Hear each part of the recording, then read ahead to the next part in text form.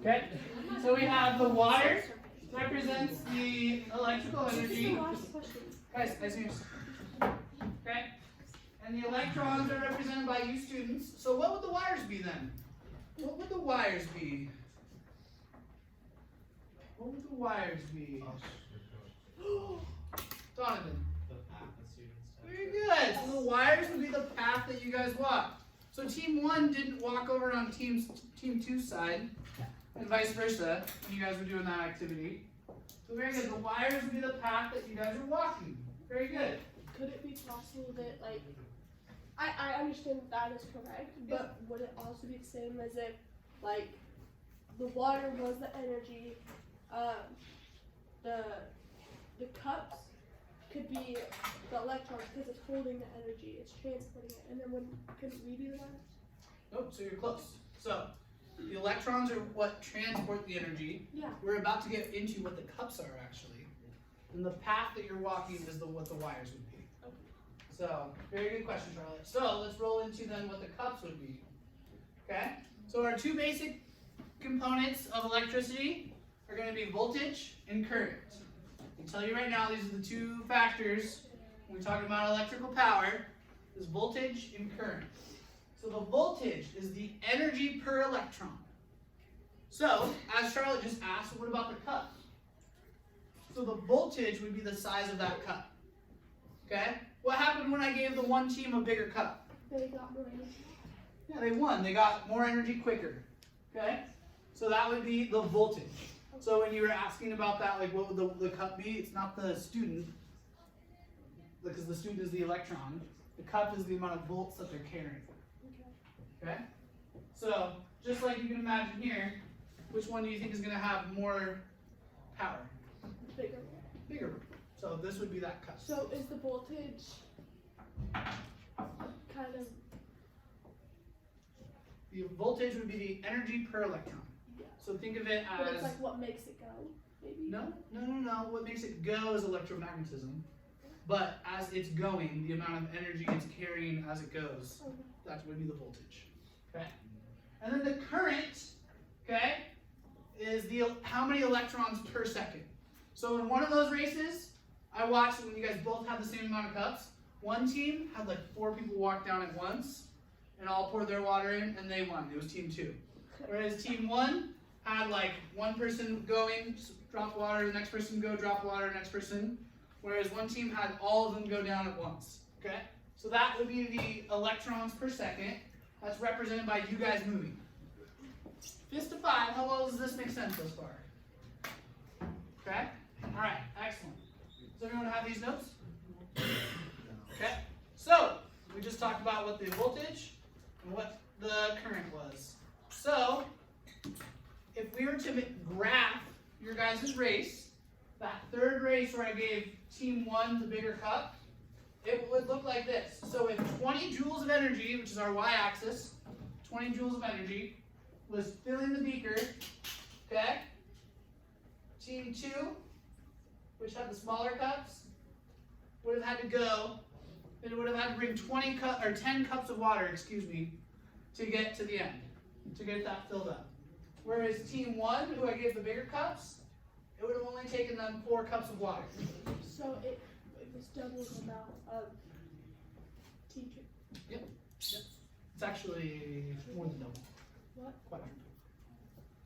So, this graph right here, and you can see this illustrates, hey look, if you were doing 1 cup of water, only gave you 2 joules of energy to fill that beaker, you'd need 10 of you to go. Whereas if it were a bigger one, and it were 5 cups of water, or five amounts of energy, okay, in that cup of water, it only take you twice. My question to you, what kind of line does this look like on the graph? Raise your hand and tell me. Okay. A proportional linear line. Very good. So what kind of relationship do you guys think power is then? Electrical power is? Raise your hand and tell me. Yes. Proportional linear. Very good. Very good.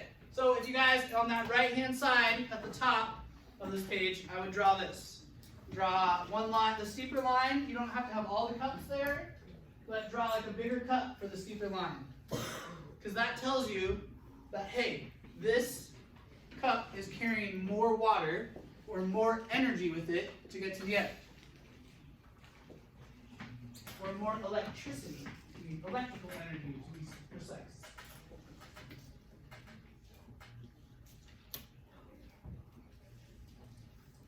So if we are walking the triangle to understanding, okay, we have our phenomenon, which is, this is what we're modeling right here, is a battery powering a light bulb, okay?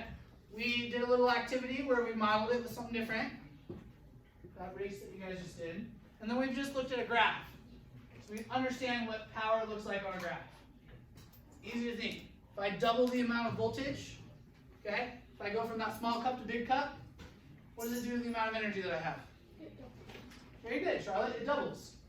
Okay, if I double the amount of students carrying that, or electrons carrying that water or that electricity, what does it do to the amount of power? It doubles. It doubles, very good, Dakota. It doubles. Okay, so this is what it looks like equation-wise. So energy is equal to power times time. Okay, but if we're also talking about power, okay, the more precise one that I want, okay, is that it's energy transferred divided by the time that it took to get there. So this first equation, this talks about electrical energy. This also talks about electrical energy, but this talks about electrical energy when we talk about horsepower. And energy transfer is how much got there? Yep. How much went from the bucket to from bucket to bucket, or from battery to light bulb. Okay. So power is measured. The definition of power is energy transferred per second. Okay. And in this study, it's represented by how fast you guys were able to fill that beaker. So let's take more tea.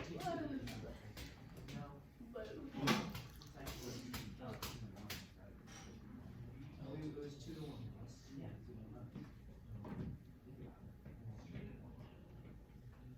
Okay, let me know when you guys are ready for me to move on.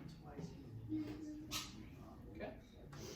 So, in terms of our analogy, okay, our power, the amount of power that it took to power that light bulb is equal to how many cups per second and how much water was in each cup. Okay, if we're thinking about how quickly does it take us to get to 20 or fill that beaker, okay, it's how many cups per second as well as how much water was in each cup. When we talk about electricity, electrical power is equal to the current, electrical current, times the voltage. Okay? So that current is the speed at which those electrons carry it. And then that voltage is the amount of electricity that those electrons are carrying. This to 5. How well does this make sense thus far? Okay, very good. So, this is our complete understanding of it here. I'll put this back up later for those who are still taking notes. Okay? So that's how we got from kind of talking about how a light bulb works, looking at it graphically, and understanding it mathematically. So now I'd like everyone to please turn to page 6 in their notes. Actually, I'm sorry, turn to page 14, please. 14. 14.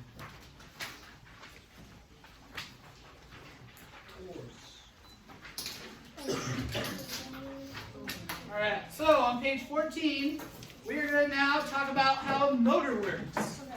So, who thinks they can tell me, what's a way that we measure how strong or weak a motor is? Raise your hand and tell me.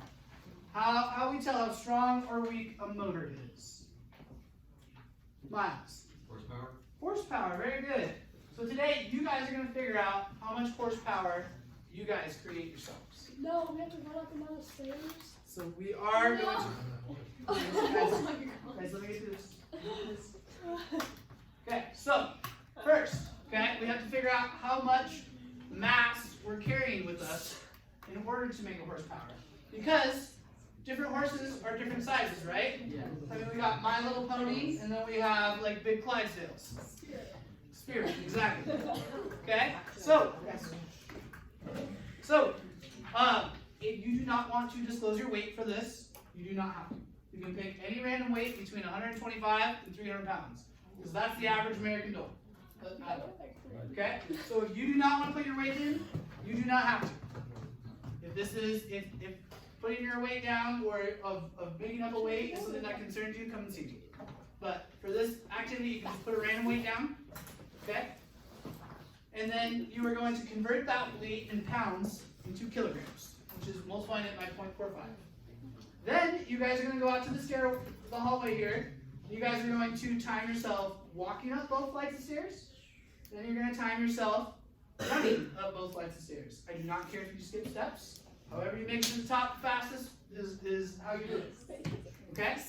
What are 3 things? Each people give me one. What are 3 things that I ask when you guys are out in the halls? Oh, Give me one, Charlotte. to not like horseplay. Like don't go Not horseplay. That's pretty good. Okay, Austin. Be quiet because other classes are going. That's the most important one. And then lastly, what? Don't disturb any other classes. Okay, close. Elijah. Don't run. Don't go away. Don't leave. Okay? This should take us about 10 minutes. Okay? Any questions? Oh yes, finally. Sorry. Lastly, I have already measured the height of the stairway for you. So the height of the stairway, number 2, is 4.2 meters. 4.2 meters. All right? 10 minutes. Ready to go? Hurry, run!